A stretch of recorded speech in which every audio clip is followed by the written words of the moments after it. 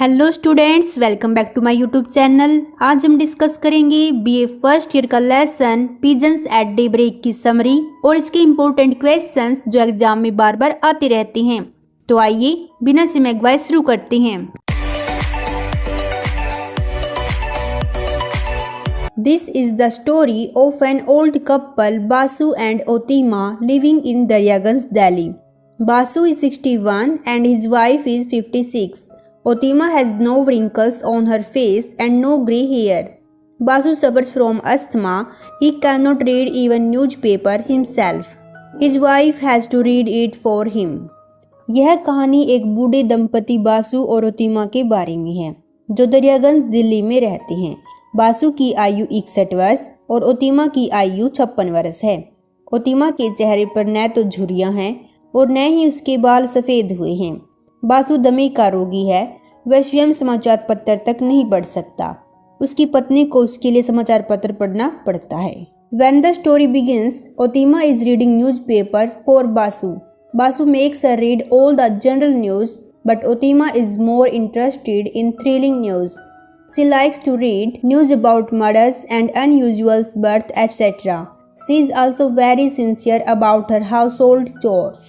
She takes good care of her husband. Suddenly, she finds that there is news in the newspaper that electricity in Daryaganj area will remain switched off from 8 p.m. to 6 a.m. that night.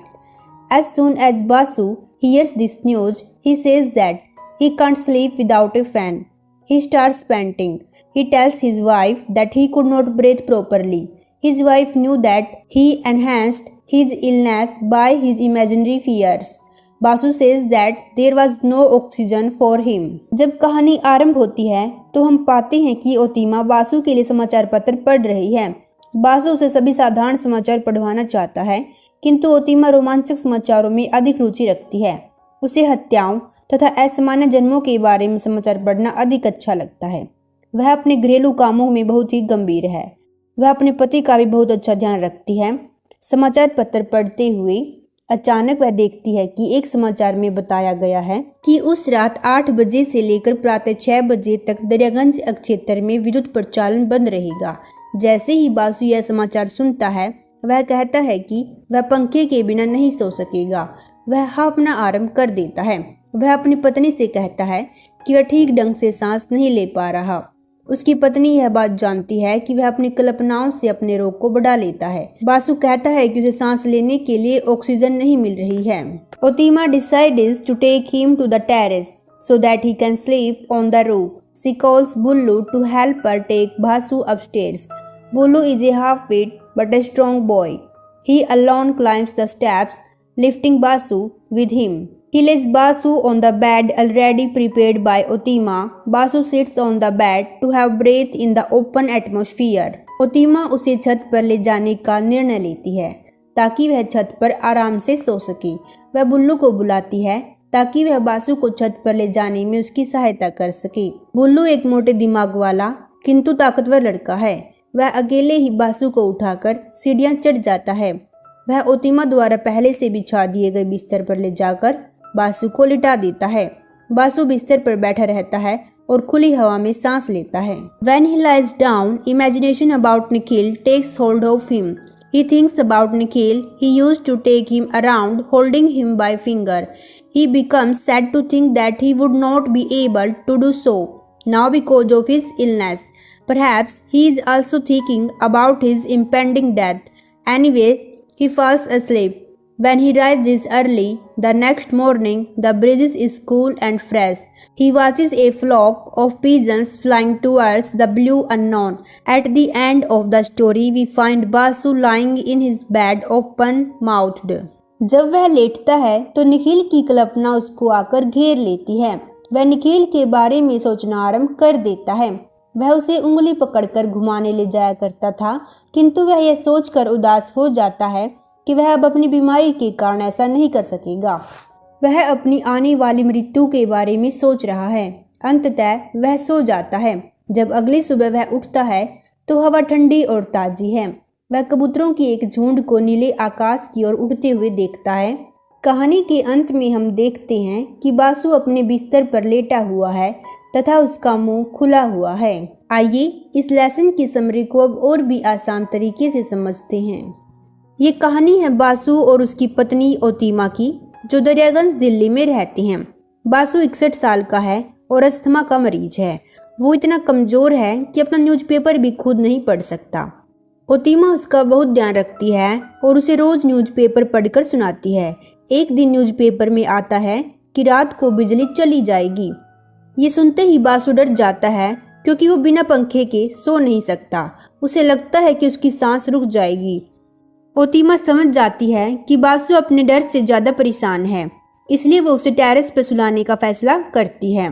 बुल्लू नाम का लड़का बासु को ऊपर ले जाता है। Terrace पर ठंडी हवा में बासु को थोड़ा आराम मिलता है। फिर वो अपने बेटे निखिल के बारे में सोचने लगता है और उदास हो जाता है। रात को वो सो जाता है। सुबह जब ठंडी हवा चल रही होती है, वो आसमान में कबूतरों को उड़ते हुए देखता है। कहानी के अंत में बासु बेड पर सीधा पड़ा होता है, जिसे लगता है कि उसकी मृत्यु हो चुकी है। इस कहानी से हमें यह सीख मिलती है कि इंसान अक्सर अपनी बीमारी से नहीं बल्कि अपने डर और सोच से हार जाता है। आइए अब इस लेसन के इम्पोर्टेंट क्वेश्चन आंसर देख लेते हैं। What is Otima's attitude towards Basu? Are all of Basu's fear real? Otima का बासु के प्रति क्या दृष्टिकोण है? क्या बासु के सभी भय वास्तविक हैं? Otima is very sincere towards Basu. She remains busy in her household chores. Still she cares for her husband very attentively. She even reads newspaper to him. She takes Basu on the roof with great difficulty. Basu's all fears are not real. His imagination concocts many of them.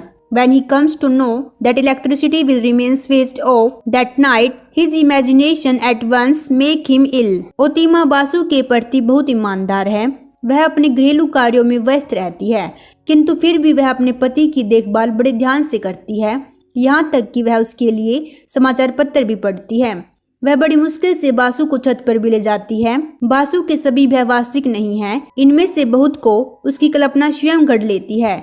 जब उसे पता चलता है कि उस रात विद्युत प्रचालन बंद रहेगा, तो उसकी कल्पना तत्काल उसको बीमार बना देती है। Discuss the relevance of the title pigeons at daybreak. Pigeons at daybreak शीर्षक की उपयुक्तता का विवेचन करो। The title of the story is highly symbolic. Pigeons are symbol of message carrying and also of soul's liberation. Daybreak is the symbol of a new day full of hope and success. Basu has spent a troubled night. The title signifies the liberation of Basu's soul and its journey towards a new life. इस कहानी का शीर्षक अत्यधिक प्रतीकात्मक है।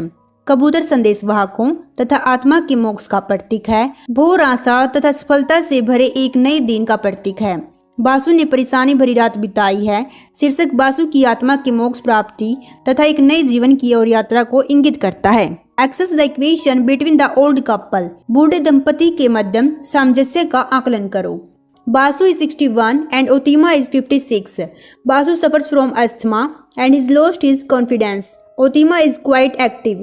She takes intensive care of Basu, but Basu does not seem to be so sincere towards her.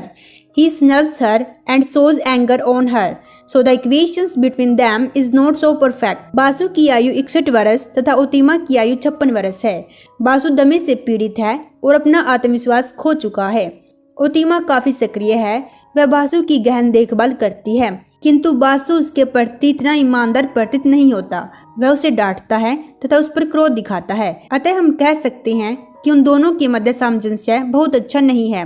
Why had Basu and his wife stopped sleeping on the terrace? Basu और उसकी पत्नी ने छत पर सोना बंद क्यों कर दिया है? There were two reasons for which the couple stopped sleeping on the terrace. First was that their neighbors were very quarrelsome. They played the radio on full volume. When Mr. Basu protested against it, they threatened to kill him. Secondly, Basu was old and suffered from asthma. He could not easily climb the steps to the roof, so they stopped sleeping on the terrace. दो कारण हैं जिन कारणों से इस दंपति ने छत पर सोना बंद कर दिया है। पहला कारण यह है कि उनके पड़ोसी बहुत ही झगड़ालू प्रवृत्ति के थे। वह पूरी आवाज खोलकर रेडियो बजाते थे। जब श्रीमान बासु ने इसका विरोध किया तो उन्होंने उसे जान से मार देने की धमकी दी। दूसरा, बासु बूढ़ा था और दमे से पीड़ित था। वह छत तक जाने वाली सीढ़ियां आराम से नहीं चढ़ पाता था, अतः उन्होंने छत पर सोना बंद कर दिया। ये थी इस लेसन के इम्पोर्टेंट क्वेश्चन आंसर। अगर आपको ये वीडियो पसंद आई हो तो वीडियो को लाइक करें और चैनल को सब्सक्राइब करें।